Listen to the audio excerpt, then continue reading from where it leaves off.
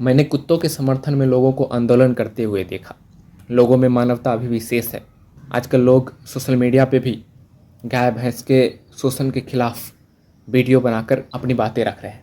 अच्छा लगता है, लेकिन उनसे एक रिक्वेस्ट है, अगर आप वास्तविकता में पशु के प्रति करुणा रखते हैं तो आपको उन पशु के प्रति भी करुणा रखनी होगी जो या तो विलुप्त हो चुके हैं या विलुप्त होने के कगार पे हैं।